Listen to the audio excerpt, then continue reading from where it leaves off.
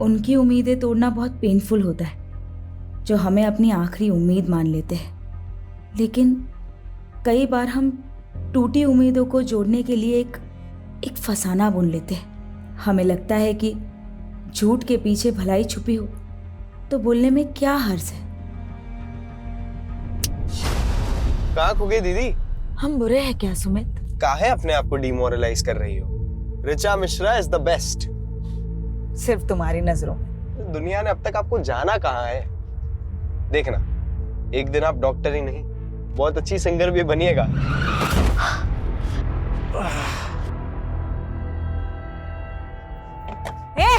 दिखता नहीं है क्या? ओ हीरोइन, लड़की हो ना इसलिए शांत है, वरना तो झापड़ लगाएंगे ना। चल सॉरी बोल और निकल। हम सॉरी बोले? चिल्ला तो ऐसे रही है जैसे किस मांग लिया इससे। ये क्या कर रही हो? हमारी ना खोपड़ी गरम मत कर, साली यही ना चीर देंगे, बता रहे। चल चल पुलिस आई, चल ना चल, देखते बाद में उसको। दीदी बैठो ना यार, जल्दी। ये चाकू दिखा रहे थे। नहीं अरे बैठो ना।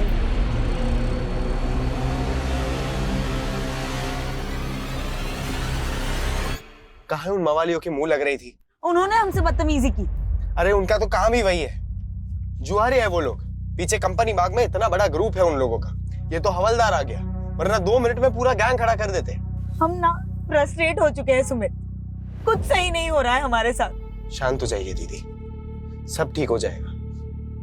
पहले तो अपना हुलिया सुधारिए, घर पे सब वेट कर रहे हैं आपका।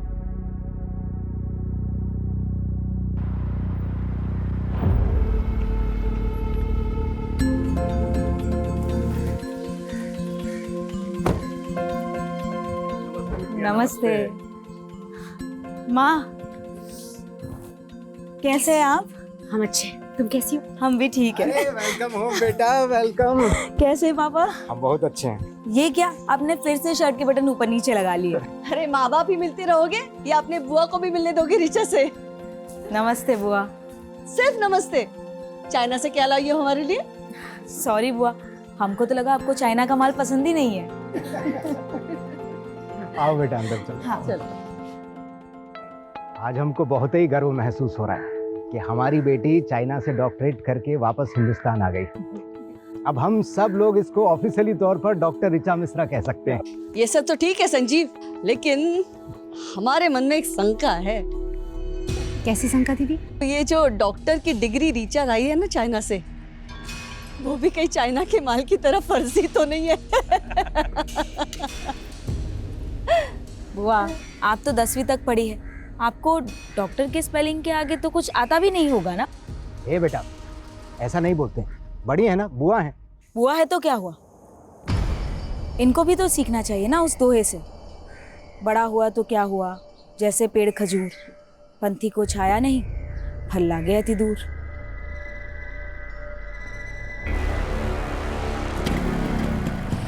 चलो बाय पिंकी, बाय। अरे काहे अब तक मुंह लटकाए बैठी है? हाँ, अरे हम बुआ भतीजे में तो ऐसे चलते रहता है। संजीव तुम टेंशन मत लो, हम जानते हैं ना, बिल्कुल अपनी माँ पे गई है। क्यों डॉक्टर ऋचा? Good night.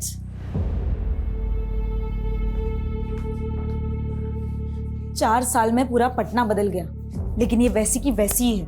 अरे छोड़ो, हम तो ध्यान ही नहीं देते हैं, एक कान से सुनते हैं दूसरे से निकाल देते हैं। सीमा, तुम ऐसा बात करोगे तो बच्चे कैसे इज्जत करेंगे दीदी की? इज्जत पाने के लिए ना कर्म करना पड़ता है, और आपका तो आदत है अपना बहन का गलतियों पे पर्दा ढाकने का। भूलो मत, हम दीदी के ही घर में रहते हैं। तो हम कहे थे गांव से यहाँ लेकर आने के लिए, गांव में था ना अच्छा खासा मकान, लेकिन नहीं, आप 28 साल से यहाँ दीदी की सेवा में लगे हुए हो। तो दीदी को क्या बेसहारा छोड़ दें?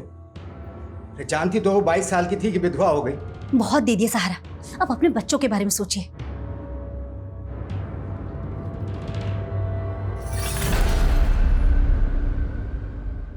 यार वही 28 साल पुरानी कहानी फिर से। ये बुआ जी को तो झेलना ही पड़ेगा। बस जो सोच के आया है ना, वो ठीक से हो जाए, बाकी सब तो देख लेंगे।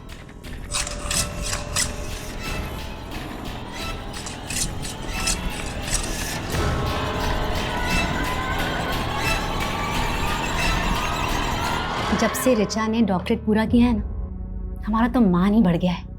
पता है सब लोग क्या कह रहे हैं कि एक मामूली नर्स ने अपनी बिटिया को डॉक्टर बना दिया। अरे वाह, बड़ा दुलार आ रहा है माँ बेटी में। हम आते हैं। हमको देख के ऐसे भाग गई जैसे नेवले को देख के सांप। हेलो। हाँ मैडम। अरे आपको बोले तो थे कि आपका वाईफाई राउटर खराब है, तो थोड़ा तो दिक्कत होगा ना। आप तो कल सुबह आ जाते हैं ना। प्लीज आप चलिए, ठीक है। पापा वो एक कस्टमर के यहाँ जाना पड़ेगा। और सुमित, हमको भी हॉस्पिटल जाना है, बाइक से हमको ड्रॉप कर दो। ठीक है, चलिए हम आते हैं। हम क्या आए, सभी चले गए। दीदी, हमें आपको कुछ कहना था। बोलो ना। दीदी बुरा मत मानिएगा, हमसे जितना बन पड़ा आपके लिए हमने किया, पर अब क्या है ना, बच्चे बड़े हो गए हैं, सबको अपना प्राइवेट स्पेस चाहिए। तो तुम हमको छोड़ के जाने की सोच रहे हो? अरे दीदी, आपसे दूर थोड़ी ना जा रहे हैं, रोज आपसे मिलने आएंगे। जाओ जाओ ना, लेकिन सुमित हमारे साथ रहेगा। लेकिन दीदी, बस कहा है हमने तुमसे, सुमित हमारे साथ रहेगा।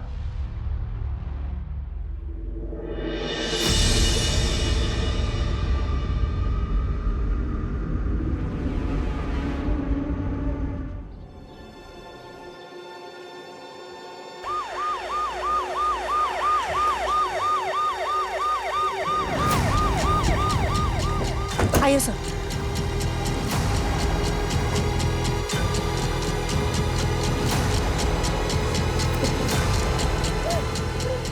सभी केयरफुल। सर, पैरों के निशान को देख के लगता है कि 2 से ज़्यादा लोग होंगे। कोई गैंग तो नहीं? अगर कोई गैंग था तो घर में दाखिल किस मकसद से हुआ होगा? क्योंकि घर की हालत देख के लग नहीं रहा कि कोई लूटपाट हुई है। फुटमार्क्स घर के मेन डोर की तरफ जा रहे हैं, तो क्या वो मेन डोर से घर में दाखिल हुए?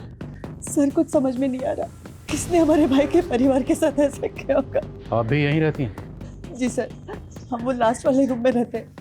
हमारे भाई का परिवार बाकी के सारे रूम में रहता है। रात को आप कहाँ थे? सर अपने रूम में थी, सो गई थी सर। तो इतना कुछ हुआ, आपने कुछ देखा नहीं, कुछ सुना नहीं? सर आपने घर में चेक किया कोई कीमती सामान, ज्वेलरी या कैश मिसिंग हो? आपने फैमिली को आखिरी बार कब देखा? कल रात को सर, हमारी भाभी नाइट शिफ्ट के लिए जा रही थी हॉस्पिटल में, सुमित उन्हें छोड़ने गया था। लेकिन घर के अंदर तो 3 ही लाशें। आपका भतीजा सुमित कहाँ है? क्या वो नहीं था? हमें तो लगा उन्होंने सुमित को भी। आपने सुबह से सुमित को नहीं देखा? सर अपनों को मरा हुआ देखा जाता है क्या? हमारी सांसें ही भारी हो गई थी, हम तो बेहोश ही होने वाले थे, तो हमारे माली ने हमें संभाल लिया। आपने बताया कि आपकी भाभी सीमा और सुमित रात को ही निकल गए, तो फिर सीमा हॉस्पिटल से वापस कब आई? हमें नहीं पता। सीमा कौन से हॉस्पिटल में काम करती है? Saint John. आपका भतीजा सुमित करता क्या है, और कल रात को वो कहाँ गया था? सर वो वाईफाई का काम करता है, लोगों के घर में इंटरनेट कनेक्शन लगाता है। कल भी किसी क्लाइंट का कंप्लेंट कॉल आया था उसे, इसीलिए वो चला गया। फोन लगाइए जरा सुमित को। The number you are trying to call is currently switched off. Please try again later. Switch off आ रहा है।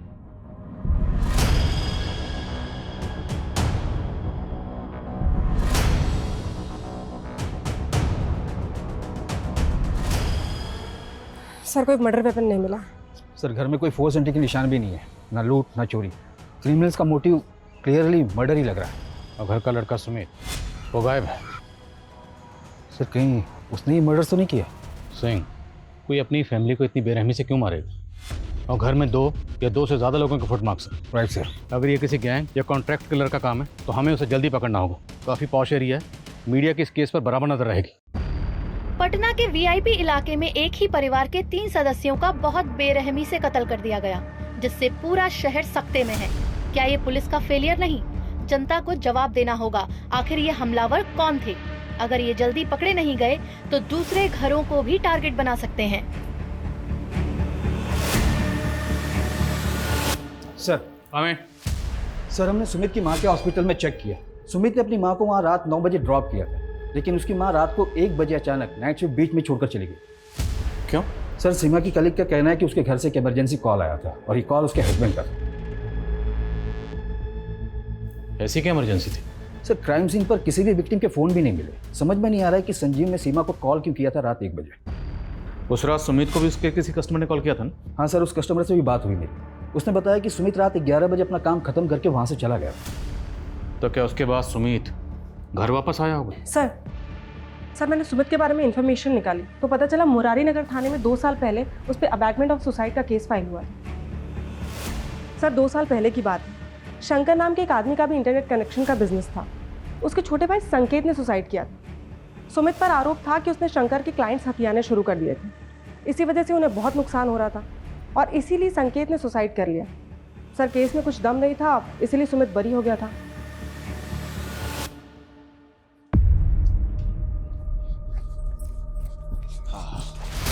साले कोर्ट मरी कर दिया तुमको, लेकिन हम नहीं छोड़ेंगे। तुम्हारी वजह से हमारा भाई मरा, हम तुमको भी नहीं छोड़ेंगे साले।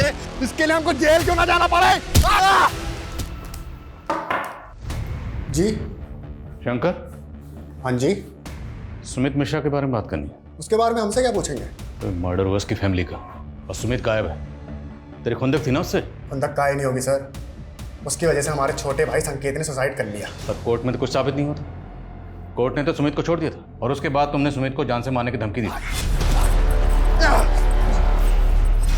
साले घर में घुस के मारेंगे, जान से मार देंगे। सुमित को नहीं मार पाया तो उसकी फैमिली को खत्म कर दिया और सुमित को गायब कर दिया। क्या सबूत है आपके पास? चल थाने में दिखा दे। लेके आओ जरा से। अरे क्या गुंडई है, क्या बदतमीजी है।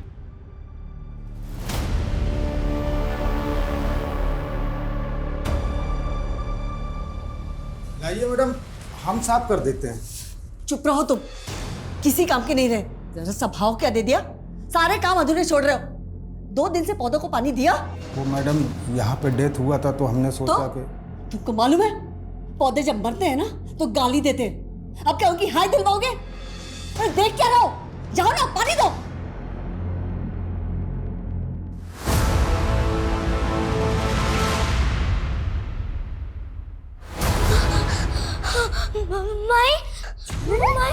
माई क्या हो गया छोरे? वो कोई ना है बटे। माई जल्दी बंद कर, नहीं तो बेहतर घुस जाएगा। ठहर जा, मैं देखूं।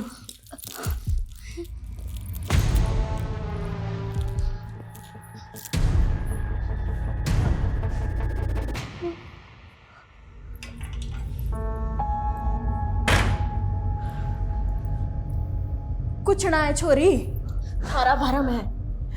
माई बहुत बुरा है वो, मार डालेगा मारे को। कुछ ना होगा लाडू, चिंता मत कर। थारी माई है ना, कुछ ना होगा थारे को। ये संजीव मिश्रा प्रोफेसर था, 1 साल पहले रिटायर हुआ। उसकी बीवी 20 साल से वर्किंग वुमेन थी, तो दोनों मियाँ बीवी की मिला के अच्छी खासी इनकम होगी। फिर भी ये दोनों संजीव की बहन के घर पे रह रहे थे, जबकि पटना में खुद का घर है, लेकिन वो घर इन्होंने किराए पे दे रखा। आखिर ऐसा क्यों? सर, संजीव की बहन काफ़ी छोटी उम्र में विधवा हो गई थी और इनके आपसी रिश्तों में अभी तक कुछ बुरा सुनने को नहीं मिला है। शंकर की क्या अपडेट है? सर, इंक्वायरी चल रही है, लेकिन उसे सिर्फ शक के बिना पर और अंदर नहीं रख सकते। जाने दो उसे, लेकिन नजर रखो, हो सकता है उसी ने सुमित को जानबूझ के गायब किया हो ताकि हमारा शक सुमित पे बना रहे। जी सर। सर सर हमें बताया गया था कि ऋचा मर्डर से 2 दिन पहले डॉक्टरेट करके चाइना से वापस आई, लेकिन सर उसका सीडीआर कुछ और कह रहा है। सर ऋचा का फ़ोन पिछले 6 महीने से पटना में ही एक्टिव था। मैंने इमिग्रेशन डिपार्टमेंट से कंफर्म किया, वो 6 महीने पहले ही पटना आ गई थी। व्हाट? यस सर, लेकिन वो 14 तारीख को अपने घर गई थी। और 2 दिन बाद उसका उसकी फैमिली के साथ कत्ल हो गया। आखिर ये चक्कर क्या है? और अगर वो 6 महीने से पटना में थी तो पटना में कहाँ थी? सर मैंने पता किया है, वो किसी डॉक्टर गौतम कश्यप के क्लिनिक में प्रैक्टिस कर रही थी। तो मिलते हैं इस डॉक्टर कश्यप से और ऋचा की फैमिली की एक एक डिटेल पता करो। शायद इस फैमिली का कोई ऐसा राज है जो अभी तक सामने नहीं आया। अच्छा, जा रहे हैं हम। हाँ, 1 मिनट। आज फिर उल्टी सर पहन ली? अरे ध्यान ही नहीं रहा, अभी सीधे कर लेते हैं। सुमित, इस बार छुट्टियों के बाद चाइना जाने का मन नहीं कर रहा। क्या बात कर रही हो दीदी? अभी तो एक पूरा साल बचा है, फाइनल एग्जाम्स नहीं देनी आपको?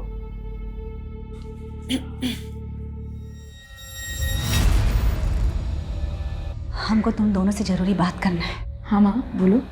तुम दोनों इस पे साइन कर दो। हाँ सर, डॉक्टर ऋचा मिश्रा हमारे अंडर में प्रैक्टिस करती थी। आप बताएं सर, क्या जानना चाहते हैं? डॉक्टर ऋचा मिश्रा का मर्डर हुआ उसके माँ बाप के साथ। क्या? कब हुआ सर? 16 तारीख को। उससे 2 दिन पहले 14 तारीख को वो बॉन्डिंग कॉलोनी में अपने घर पर पहुंची। उसके घर पर फंक्शन था। सबको यही लगा कि वो सीधा चाइना से डॉक्टरेट करके उसी दिन पटना पहुंच गई। सर 1 मिनट सर, आप कह रहे हैं पटना में घर? सर ऋचा ने तो हमें बताया था कि वो मसूरी की रहने वाली है। इवन 13 तारीख को हमसे कह रही थी कि हमें अपने घर मसूरी जाना है। लेकिन सबको तो यही लग रहा था कि वो चाइना से डॉक्टरेट करके आई है। आपके यहाँ कब से प्रैक्टिस कर रही थी? सर यही कोई 6 मंथ से। उसने हमें भी कहा था कि हम चाइना से डॉक्टरेट पढ़ के आए हैं, और उसे अपॉइंट करने से पहले हमने उसकी डिग्री और डॉक्यूमेंट्स भी चेक किए थे। तो आपके पास उस डिग्री और डॉक्यूमेंट की कॉपी तो होगी? जी सर। डॉक्टर ऋचा मिश्रा की sir degree. Sir even joining के बाद उसने हमसे ये भी कहा था कि पटना में उसके पास रहने के लिए कोई जगह नहीं है, तो हमने यहीं क्लिनिक पे एक शेल्टर प्रोवाइड करवा दिया था। तो मतलब ऋचा ने झूठ बोला? हमें तो टैलेंटेड लगती थी सर। और आजकल तो स्टूडेंट सर यूक्रेन, चाइना और रशिया जैसी कंट्रीज में जाकर मेडिसिन डिग्रीज ले लेकर आ रहे हैं, तो हमें यही लगा था कि वो भी जेन्युइन होगी। तो आपने ऋचा को ना सिर्फ नौकरी पे रखा बल्कि रहने की जगह भी प्रोवाइड करवाई। तो अकेली लड़की देखकर सिर्फ मदद की या फिर मदद से ज़्यादा कोई मेहरबानी की? सर आप कैसी बातें कर रहे हो? हमारा सिर्फ प्रोफेशनल रिलेशन था और कुछ नहीं था। हमें तो खुद समझ नहीं आ रहा कि उसने हमसे झूठ क्यों बोला।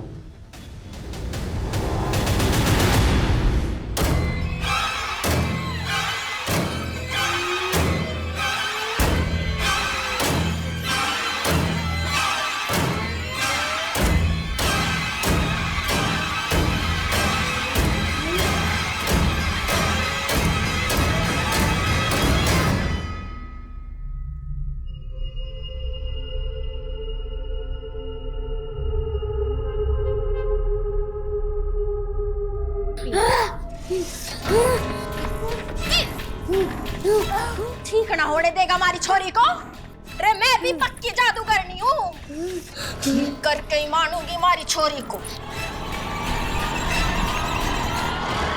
सर इतना तो क्लियर है कि 4 साल पहले ऋचा ने चाइना के इसी इंस्टीट्यूट में एडमिशन लिया था और वो 3 साल तक वहीं पढ़ रही थी। लेकिन सवाल ये है कि अगर ऋचा पिछले 6 महीने से पटना में रह रही थी तो पिछले 6 महीने से अपने माँ बाप से दूर क्यों रह रही थी, वो भी माँ बाप को बिना बताए? 14 तारीख को ऋचा अपने माँ बाप के पास आई और 16 तारीख को ऋचा और उसके माँ बाप का कत्ल हो गया। और 16 तारीख से ही ऋचा का भाई सुमित गायब है। वो कहाँ गायब है कुछ पता नहीं चल रहा। सर ऋचा की बुआ के मुताबिक 14 तारीख को सुमित ही ऋचा को एयरपोर्ट से लेकर आया था। तो मुमकिन है कि सुमित जानता होगा कि ऋचा पिछले 6 महीने से पटना में थी। सर पोस्टमार्टम रिपोर्ट के मुताबिक ये सारे मर्डर्स उस रात 3 से 6 बजे के बीच में हुए थे और सुमित को आखिरी बार उसके कस्टमर के घर देखा गया था रात को 11 बजे। उसके बाद वो कहाँ गया कोई ट्रेस नहीं मिल रहा। और पोस्टमार्टम रिपोर्ट के मुताबिक मर्डर वेपन क्या रहा होगा? सर पोस्टमार्टम डॉक्टर का कहना है कि संजीव और सीमा की बॉडी पे जिस तरह के जख्म मिले वो कोई यू शेप का धारदार हथियार होगा। यू शेप धारदार हथियार क्या होगा? सर हम ऋचा के मूवमेंट चेक कर रहे थे तो एक ट्रैफिक पुलिस से इन्फॉर्मेशन मिली है 14 तारीख को ऋचा और उसके भाई की गाड़ी 2 बाइकर से टकराई थी। सर उन दोनों लड़कों ने ऋचा और उसके भाई पे हमला करने की कोशिश भी की। सर ट्रैफिक पुलिस ने उन दोनों लड़कों का पता लगा लिया था, लेकिन ऋचा और उसके भाई ने गवाही देने से मना कर दिया, इसलिए कोई केस ही नहीं बना। वो दोनों लड़के कौन थे?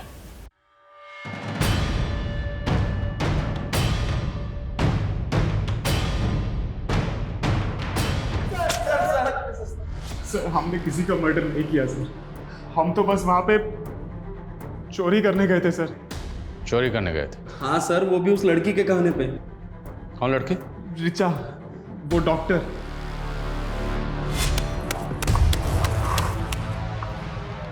तो वही गाड़ी है ना? हाँ भाई ये तो वही गाड़ी है।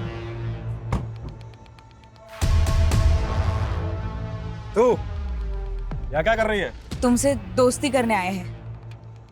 दोस्ती? हमारा एक काम करोगे?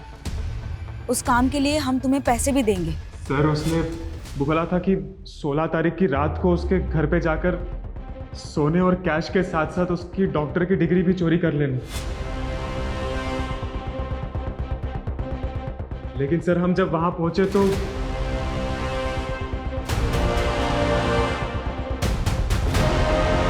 जैसे ही वहां पहुंचे वो पहले से ही मरे हुए थे।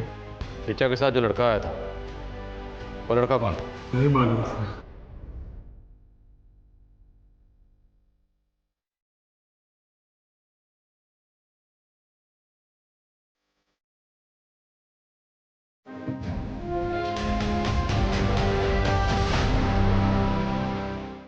सर इन लड़कों पर यकीन तो नहीं किया जा सकता, लेकिन ऋचा के बारे में जो बातें अब पता चल रही है वो इनकी कहानी पे यकीन करने पे मजबूर कर रहा है सर। पर सवाल यह है कि ऋचा अगर वाकई अपनी डिग्री चोरी करवाना चाहती थी तो क्यों, किस मकसद से?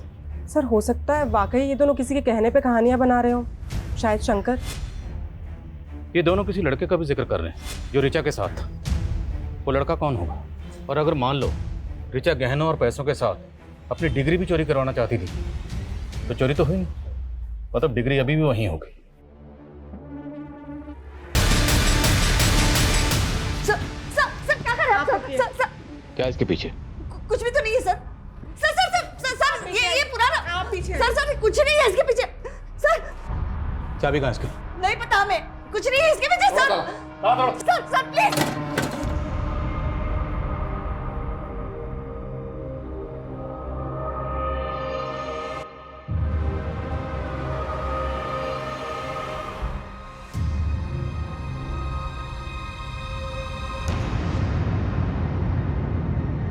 हमें नहीं पता सर वो कंकाल उस कमरे में कैसे आया।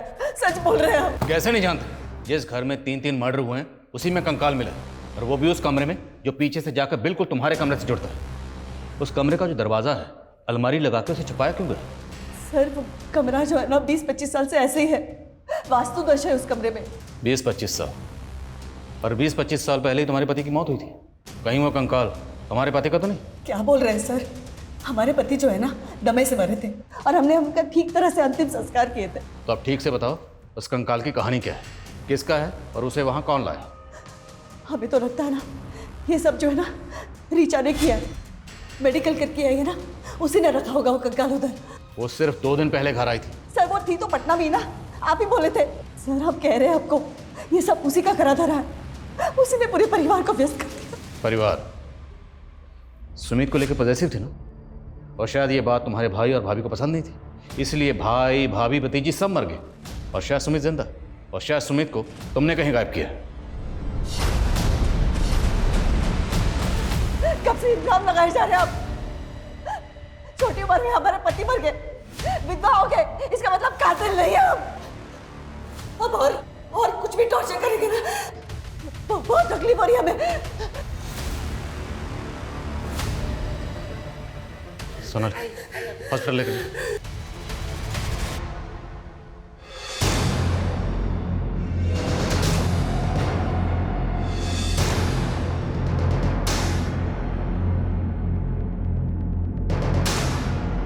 सर एंटीफ्रॉजी डिपार्टमेंट ने ऋचा की डिग्री की ऑथेंटिसिटी चेक की है, कंफर्म ये डिग्री फेक है। सवाल यह है कि ऋचा ने फेक डिग्री क्यों बनवाई, और जय और प्रदीप के मुताबिक ऋचा इस डिग्री को चोरी करवाना चाहती थी, क्यों? कहीं दोनों लड़के हमें घुमा तो नहीं रहे? सर इन लड़कों से उस लड़के का स्केच बनवाते हैं, हो सकता है कि इस कहानी का कनेक्शन उस लड़के से जुड़ा हो।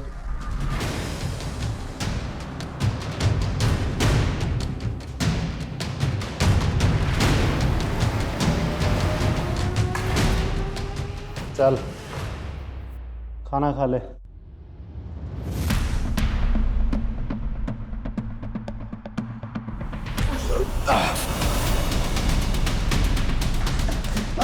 छोड़ो मुझे।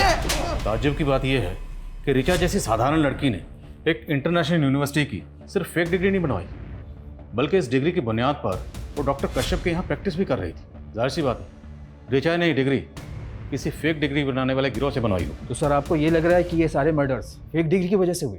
इस गिरोह को ढूंढना हमारी रिस्पॉन्सिबिलिटी, क्योंकि इस गिरोह ने सिर्फ एक फेक डिग्री तो नहीं बनाई होगी, और भी डिग्रीज बनाई होगी, और उन डिग्रीज को लेके बाकी लड़के लड़कियां अलग अलग जगह पे डॉक्टर बनके प्रैक्टिस कर रहे होंगे। ये लोगों की जान के साथ बहुत बड़ा खेल हो रहा है। हम इस एंगल में काम करते हैं। और समय सर जिस अलमारी में हमें डिग्री मिली थी उसमें ये एफिडेविट मिला है सर, और नीचे सुमित और ऋचा का साइन भी है सर। तुम दोनों इसमें साइन कर दो। इस एफिडेविट के मुताबिक सुमित और ऋचा कभी बच्चा पैदा नहीं करे। एक तरफ अंजलि अपने भतीजे सुमित को ही अपनी प्रॉपर्टी का वारिस समझती थी, और दूसरी तरफ दोनों भाई बहन से ऐसा एफिडेविट साइन करवाया गया। आखिर इस फैमिली के पास इतनी क्या दौलत थी जिसके नॉमिनी ये दोनों भाई बहन थे? ये मिश्रा फैमिली क्या थी, कुछ समझ में नहीं आ रहा। माँ, अभी तक तो हमारी मैरिड लाइफ शुरू भी नहीं हुई है और अभी से आप हमें बच्चे पैदा करने के लिए ना बोल रही हो। हम पागल नहीं हैं, लेकिन तुम्हारे पापा का जनरेशन में ना दिमागी प्रॉब्लम है। तुम्हें पता है तुम्हारे चाचा जी एबनॉर्मल थे, सुसाइड किए थे। तुम्हारे दादाजी बुढ़ापे में तुम्हारे पापा जी जैसे हो गए थे। और हम अपने हॉस्पिटल में सीनियर डॉक्टर से इसके बारे में बात की। उन्होंने बताया कि जेनेटिक डिजीज है, तो तुम लोग को अपना परिवार बनाने से पहले पता होना चाहिए कहाँ प्रिकॉशन लेना है और कहाँ नहीं।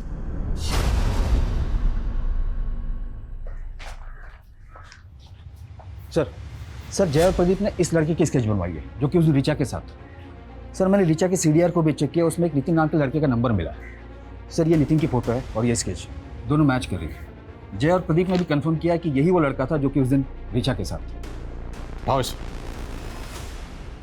सर हमने ऋचा को पहले ही कहा था कि उन लड़कों से ऊटपटांग काम ना करवाए, पर उसने एक नहीं सुनी। और सर सच बताए तो हम उसके साथ जाना भी नहीं चाहते थे, पर उन लड़कों से उसे अकेले बात करने में बहुत डर लग रहा था, इसलिए हमें जाना पड़ा। तो जानता था ना कि ऋचा ने उन दोनों को, प्रदीप और जय को, घर पे बुलाया था। सर सच बता रहे हैं, हम कुछ नहीं जानते। तुझे पता था ना कि ऋचा चाइना से पटना वापस आ गई, तो उसने फेक डिग्री बनवाई। कहाँ से बनवाई थी? तुमने मदद की थी? नहीं सर, हम तो पहले से ऋचा के इस कदम के खिलाफ थे, पर वो बहुत प्रेशर में आ गई थी क्योंकि वो फेल हो गई थी। नितिन, हम तो डॉक्टर बनना ही नहीं चाहते थे, हम तो सिंगर बनना चाहते थे। लेकिन हमारे पेरेंट्स, जब से हमने होश संभाला ना, कूट कूट के दिमाग में भर दिया कि हमें सिर्फ डॉक्टर बनना है। ऋचा, पर तुमने कोशिश तो की थी ना। अब तुम फेल हो गई तो कोई बात नहीं, एक बार फिर से ट्राई करो। 45 लाख का खर्चा किया है उन्होंने हमें चाइना भेजने के लिए। किस मुंह से कहे कि हम फेल हो गए? फिलहाल ना फेक डिग्री का जुगाड़ कर लेते हैं, फिर कुछ कमा लेंगे और उस कमाई से हमारा डॉक्टरेट पूरा कर लेंगे।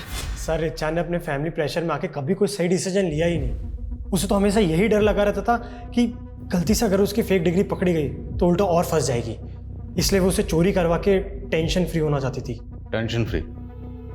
उसी फेक डिग्री को दिखाकर वो डॉक्टर के यहाँ प्रैक्टिस कर रही थी। आई नो सर, पर किसने किया, कब किया, क्यों किया, उसके पेरेंट्स का किसने खून किया, सर हमें कुछ नहीं पता। ऋचा का भाई सुमित कहाँ है तो जानता होगा ना? सर हम कुछ नहीं जानते, हम सच बता रहे हैं।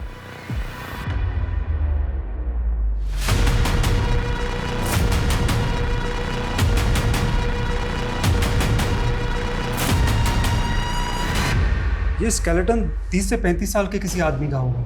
जब इसकी मौत हुई होगी तकरीबन यही उम्र रही होगी इसकी। और मौत कब हुई होगी? यही कोई 5 से 7 साल पहले। पर हमें तो लगा कि ये स्केलेटन वहाँ इससे भी ज़्यादा सालों से रखा गया होगा, क्योंकि हमें जब स्केलेटन मिला उस वक्त इस पर काफ़ी धूल जमी हुई थी। लेकिन सर हमें उस धूल और मैल की लेयर के नीचे एक ऐसी लुब्रिकेंट की लेयर मिली है जो आमतौर पर स्केलेटन को प्रिजर्व करके रखने में इस्तेमाल होती है। तो मिश्रा हाउस में वो कौन था जो स्केलेटन को प्रिजर्व करके रखना चाहता था?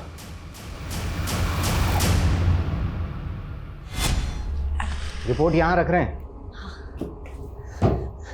आगे आप लोग क्या कहा डॉक्टर ने? लड़का है ना? दीदी सीमा चेक करवाने से मना कर दिए। लड़का होगा या लड़की है तो पैदा होने के बाद ही पता चलेगा। लेकिन हम बोले ना तुमसे, हमको अपना बेटा चाहिए। गर्भ हमारा है और हक आप जता रही हैं। हम विधवा नहीं होते ना तो तुमसे तुम्हारा बच्चा कभी नहीं मांगते। तो कर लीजिए ना दूसरा शादी, किसने रोका है? नहीं कर सकते ना, बात है हम। सर भले ही स्केलेटन को प्रिजर्व करके रखा जा रहा था, लेकिन किसी आम आदमी के लिए स्केलेटन का इंतजाम करना इतना आसान काम नहीं है। मैंने ऐसे केसेस के बारे में सुना है जहां पर कब्रिस्तान से स्केलेटन गायब करके उनकी खरीद फरोख्त की जाती है। सिंह, आजकल इस तरह की खरीद फरोख्त डार्क वेब के जरिए भी होती है। डार्क वेब एक ऐसी काली दुनिया है जहाँ पर इलीगल हथियारों से लेकर हर तरह की इलीगल और बैन चीज़ों की खरीद फरोख्त होती है। सर इसमें तो साइबर सेल की एक्सपर्टीज़ है और ये सोर्सेज को ढूंढने में तो काफ़ी वक्त लग जाएगा। चांस तो लेना पड़ेगा। इस केस को सॉल्व करने के लिए हमें इस केस की जड़ तक जाना होगा। इस केस से जुड़े हर शख्स के डिजिटल फुटप्रिंट चेक करो, शायद कोई क्लू मिले। सर हमें सर हमने मिश्रा फैमिली की पिछले 4 साल की जीपीएस हिस्ट्री चेक की है सर। उसमें सुमित और उसकी माँ सीमा की 2 साल की जीपीएस हिस्ट्री चेक करने वाली है सर। सर करीब 2 साल पहले सुमित और सीमा राजस्थान के धुमनी गांव गए थे सर। कई सालों पहले इस गांव को हॉन्टेड माना जाता था। रूमर्स थे कि इस गांव में भूत प्रेत हैं। तो ये दोनों माँ बेटा उस गांव में क्या करने गए थे? इनका उस गांव से कोई कनेक्शन? नहीं सर, ये दोनों तो बिहार से ही बिलोंग करते हैं। तो हमें पता करना होगा कि सुमित और उसकी माँ उस गांव में क्या करने गए थे।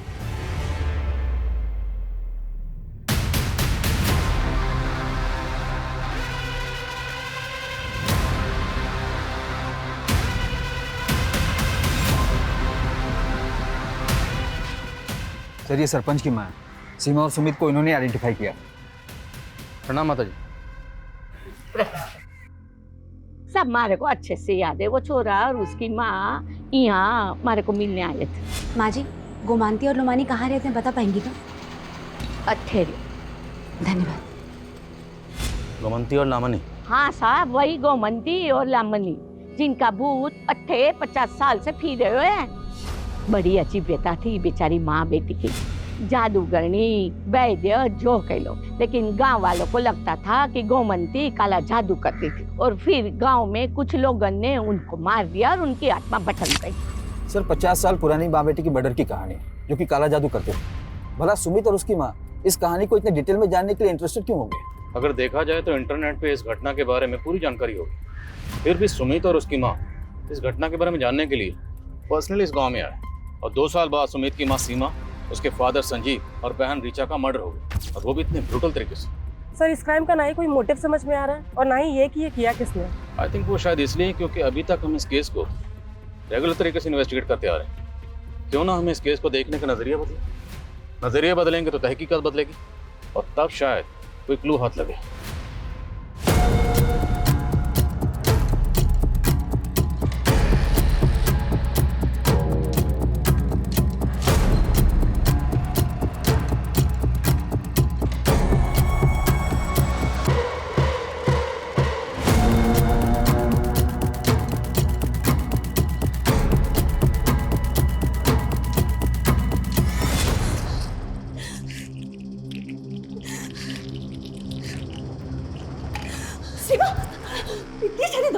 मन रहा है क्या तुम्हें?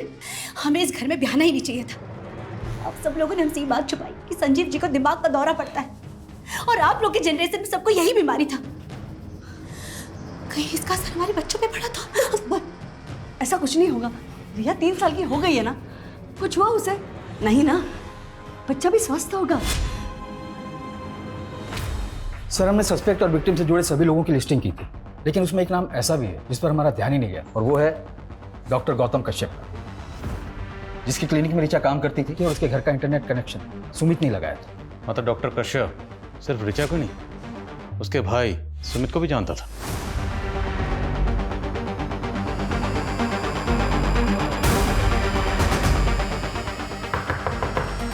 Doctor Kashyap, doctor Kashyap,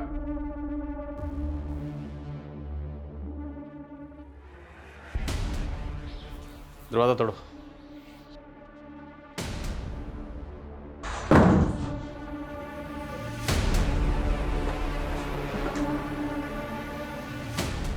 doctor Kashyap,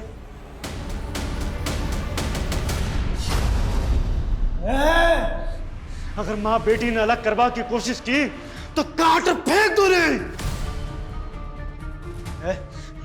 निकलो उठा से, निकलो उठा से, निकलो उठा से, निकलो उठा से। 50 साल से माँ बेटी जुदा हाँ, और अब जमाना फिर से अलग करवो चाहो हाँ? मैं काट फेंक दूंगी। छोड़ो, छोड़ो मुझे। सुमित, सुमित, क्या बात कर रहे हो डॉक्टर गौतम? पिछले जन्म में हम लड़की थे। हाँ, हम तुम्हारी माँ थे, एक औरत, और वैद का काम करते थे, और इस जन्म में हम डॉक्टर हैं। आपका है ना वो karmicsoulmate.com पे पुनर्जन्म के किस्से पढ़ पढ़ के दिमाग खराब हो गया। अभी तुम नादान हो ना, यकीन नहीं करोगे। हम पिछले जन्म में वैद ही नहीं, ब्लैक मैजिक की प्रैक्टिस भी किया करते थे, और इस जन्म में भी कर रहे हैं। और इसी ब्लैक मैजिक की मदद से हमें यह पता चल गया है कि हम दोनों पिछले जन्म में माँ बेटी थी। तुमने सुमित को फालतू कहानियां सुना के सुमित को हासिल करने के लिए तूने उसकी पूरी फैमिली खत्म कर दी। सिर्फ हमने ही नहीं, हमारे बेटी ने भी हमारा साथ दिया। जिन 3 लोगों ने 50 साल पहले हमें मारा था, हमने उन्हें मारकर अपना बदला पूरा किया है। गोमांती यानी हम और लामानी यानी तुम। ठीक 50 साल पहले 11 मई को हम दोनों मरे थे, और जिस दिन हम मरे थे उस दिन पूर्वा फाल्गुनी नक्षत्र था, और जिस दिन हम पैदा हुए उस दिन भी पूर्वा फाल्गुनी नक्षत्र ही था। और कमाल की बात यह है कि जिस दिन तुम पैदा हुए उस दिन भी पूर्वा फाल्गुनी नक्षत्र ही था। तो क्या पिछले जन्म में हम सच में आपकी बेटी थे? हाँ, हम दोनों माँ बेटी थे, और हम दोनों को जिन 3 लोगों ने मार दिया था वो इस जन्म में तुम्हारे माँ बाप और बहन हैं। जी सर, हमें यकीन था कि वो तीनों ही हम दोनों के कातिल थे। वे तुम ना, वो डॉक्टर 1 नंबर का सनकी है, दिमाग खराब कर दिया उसने तुम्हारा। तो अपनी माँ को लेकर राजस्थान के गांव में क्यों गए थे? हमने तो माँ को उनके मुंह पे ही बोल दिया था कि पिछले जन्म में वो हमारी कातिल थी, तो गाँव ले जाकर सब बता दिया। वो समझ बैठी कि हमें वही दिमागी जेनेटिक डिजीज़ है जो हमारे बाप दादा को थी, पर हमें तो बदला लेना था। पर तभी ऋचा चाइना में थी, तो जैसे ही वो फेल हुई हमने उसे एक फेक डिग्री का प्रॉमिस कर यहाँ इंडिया बुला लिया, क्योंकि हमें तीनों को साथ में ही मारना था। ऋचा को इंडिया बुलाकर डॉक्टर कश्यप के यहाँ प्रैक्टिस पर लगा दी, ताकि वो साला डॉक्टर तुमसे 6 महीने अपने ऊट पटांग रिचुअल करवाता रहे। स्केलेटन भी डॉक्टर नहीं खरीदा था, डार्क वेब पे जाकर उन्होंने कहा था कि वो रिचुअल्स ही हमारा सुरक्षा कवच होगा, ताकि हम पकड़े ना जाए। जब ऋचा ने हमें बताया कि उसने उन दोनों गुंडों को घर पे उसका वो फेक सर्टिफिकेट चोरी करने बुलाया, तभी डॉक्टर ने बोला कि यही मौका है, मर्डर हम करेंगे लेकिन पकड़े हो जाएंगे। तो अपनी माँ को अपने पापा के फ़ोन से कॉल करके हॉस्पिटल से घर तुमने ही बुलाया था।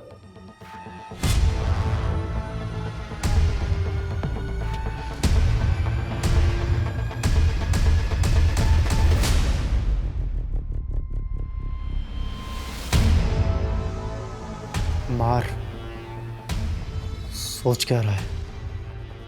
हमारे कातिल हैं ये। मार,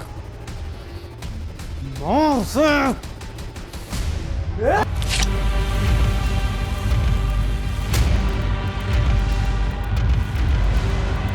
माँ,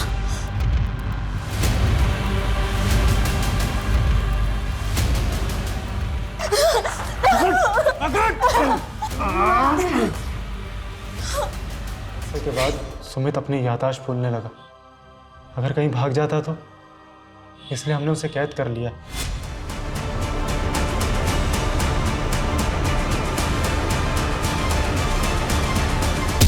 हम उसे बार बार याद दिलाते हैं कि हम उसकी माँ हैं और वो हमारी बेटी। सनकी, तूने अपने पागलपन के चक्कर में एक पूरी फैमिली को खत्म कर दिया। एक बच्चे को ऊट पटांग पास सुनाकर उसका पूरा फ्यूचर बर्बाद कर दिया तूने।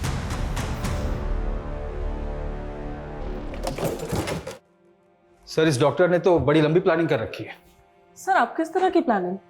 उसने कहा कि कोर्ट में उसे लॉयर नहीं चाहिए, वो अपना केस खुद ही लड़ेगा, जिसके लिए उसने डॉक्यूमेंट भी तैयार कर रखे। सर, अब वो कोर्ट में 50 साल पुरानी गोमंती और लमानी मर्डर केस को फिर से ओपन करके ये साबित करना चाहता है कि 50 साल पहले सीमा, संजीव और रीचा ने उनके पिछले जन्म में इसकी हत्या की थी। सर, ये पक्का सनकी है, और वैसे भी 50 साल पहले गोमंती और लमानी का मर्डर किसने किया था ये तो कभी पता ही नहीं चला। लेकिन ये डॉक्टर वो केस पक्का ओपन करेगा। मैंने एक से एक सनकी और सिरफिरे लोगों को देखा, पर यह डॉक्टर कश्यप सबसे ऊपर है। ये दुनिया ऐसे ऐसे अजीब और ख़तरनाक लोगों से भरी पड़ी है जिन्हें समझने और पहचानने में लोग अक्सर धोखा खा जाते हैं और सुमित और उसके परिवार की तरह का शिकार बन जाते हैं। लोगों को ऐसे सनकी और सरफिरे लोगों से सतर्क और सुरक्षित रहने की ज़रूरत है।